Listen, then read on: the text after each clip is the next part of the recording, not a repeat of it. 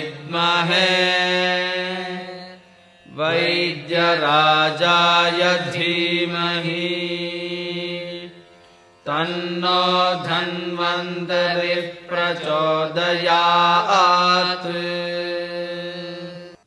रागादिरोगान् सततानुशक्तान् अशेषकाय प्रसृतान् अशेषान् औत्सुक्यमोहारतिदान् जगान् यो ಅಪೂರ್ವವೈದ್ಯಾಯ ನಮೋಸ್ತು ತಸ್ಮೈ.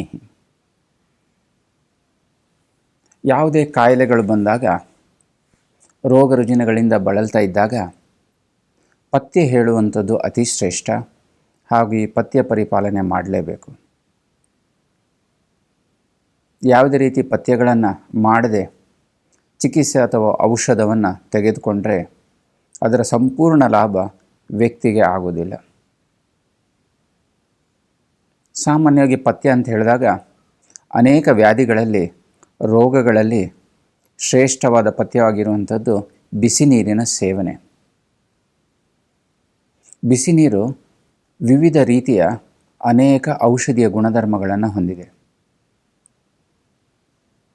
ಈ ಬಿಸಿ ನೀರಿನಲ್ಲಿ ಅದನ್ನು ಬತ್ತಿಸುವ ಪ್ರಮಾಣದ ಮೇಲೆ ನೋಡಿದಾಗ ಅದನ್ನು 3 ರೀತಿಯಲ್ಲಿ ವಿಂಗಡಿಸ್ಬೋದು. ಒಂದು, ಕಾಲು ಭಾಗ ಬತ್ತಿಸಿದ ನೀರು, ಇನ್ನೊಂದು ಅರ್ಧ ಭಾಗ ಬತ್ತಿಸಿದ ನೀರು, ಇನ್ನೊಂದು ಮುಕ್ಕಾಲು ಭಾಗ ಬತ್ತಿಸಿದ ನೀರು. ಅಂದರೆ 1 ಲೀಟ್ರ್ ನೀರಿದ್ದರೆ ಅದನ್ನು ಕುದಿಸಿ ಅದನ್ನು ಮುಕ್ಕಾಲು ಲೀಟ್ರ್ ಆಗುವಲ್ಲಿವರೆಗೆ ಕುದಿಸಿ ಬತ್ತಿಸಿ ಉಪಯೋಗಿಸುವ ನೀರು. ಇನ್ನೊಂದು 1 ಲೀಟ್ರ್ ನೀರನ್ನು ಅರ್ಧ ಲೀಟ್ರ್ ಆವಿಯಾಗುವಲ್ಲಿವರೆಗೆ ಕುದಿಸಿ ಬತ್ತಿಸಿ ಉಪಯೋಗಿಸುವಂತಹ 2ನೇ ವಿಧದ ನೀರು. 3ನೇದು 1 ಲೀಟರನ್ನು ಕುದಿಸಿ ಮುಕ್ಕಾಲು ಲೀಟರ್ ಆವಿಯಾಗಿ ಹೋಗುವಷ್ಟು ಕುದಿಸಬೇಕು. ಹೀಗೆ 3 ವಿಧದಲ್ಲಿ ಈ ಬಿಸಿ ನೀರನ್ನು ತಯಾರು ಮಾಡ್ಬೋದು. ಇವುಗಳಲ್ಲಿ ಅಧಿಕವಾಗಿ ಕುದಿಸಿ ಬತ್ತಿಸಿದ ನೀರು ಶ್ರೇಷ್ಠವಾದ ಗುಣವನ್ನು ಹೊಂದಿರುವಂಥದ್ದು. ಅಂದರೆ 1 ಲೀಟ್ರ್ ನೀರನ್ನು ಕಾಲು ಭಾಗಕ್ಕೆ ಬತ್ತಿಸಿ ಉಪಯೋಗಿಸುವಂಥ ನೀರು ಅತಿ ಶ್ರೇಷ್ಠವಾಗಿದೆ.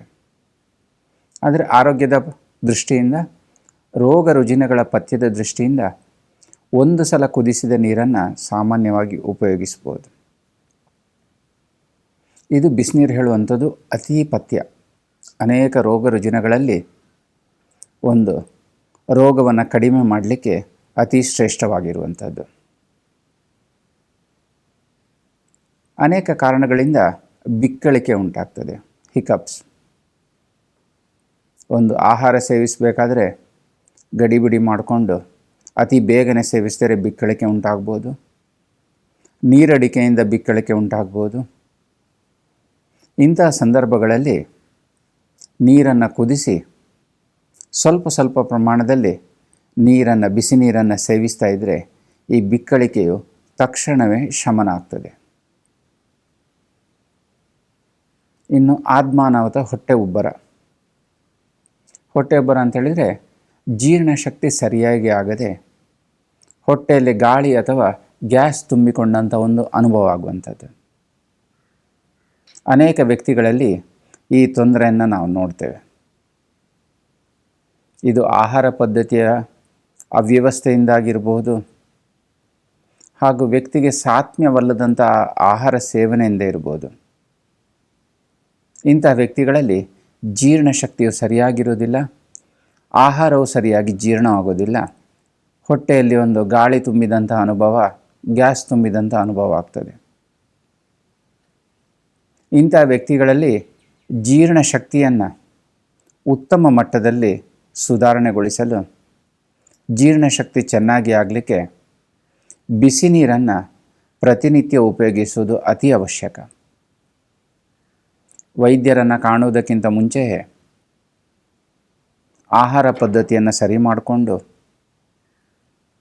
ಲಘುವಾದ ಆಹಾರ, ಅಂದರೆ ಬೇಗ ಜೀರ್ಣವಾಗುವಂಥ ಆಹಾರವನ್ನು ಸೇವಿಸಿಕೊಂಡು ಬಿಸಿ ನೀರನ್ನು ದಿನಪೂರ್ತಿ ಸ್ವಲ್ಪ ಪ್ರಮಾಣದಲ್ಲಿ ತಗೊಳ್ತಾ ಇದ್ದರೆ ಜೀರ್ಣಶಕ್ತಿ ಉತ್ತಮಗೊಂಡು ಆದ್ಮಾನ ಅಥವಾ ಗ್ಯಾಸ್ ತುಂಬುವಂತಹ ಒಂದು ಅನಿಸಿಕೆ ಸಂಪೂರ್ಣವಾಗಿ ನಾಶವಾಗ್ತದೆ. ಇನ್ನು ಶರೀರದಲ್ಲಿ ರೋಗಗಳನ್ನು ನೋಡಿದಾಗ ವಾತಕ್ಕೆ ಸಂಬಂಧಪಟ್ಟ ರೋಗಗಳು, ಕಫದೋಷಕ್ಕೆ ಸಂಬಂಧಪಟ್ಟಂತಹ ರೋಗಗಳಿರ್ತದೆ. ವಾತ ಸಂಬಂಧಿ ಹಾಗೂ ಕಫ ಸಂಬಂಧಿ ಎರಡೂ ದೋಷಗಳಿಗೆ ಸಂಬಂಧಪಟ್ಟಂತಹ ರೋಗಗಳಲ್ಲಿ ಈ ಬಿಸಿ ನೀರನ್ನು ಉಪಯೋಗ ಮಾಡಿದರೆ ರೋಗ ಉಲ್ಬಣಾವಸ್ಥೆಯನ್ನು ಹೊಂದದೆ ಪಥ್ಯವಾಗಿ ಈ ಬಿಸಿ ನೀರು ಕೆಲಸವನ್ನು ಮಾಡ್ತದೆ.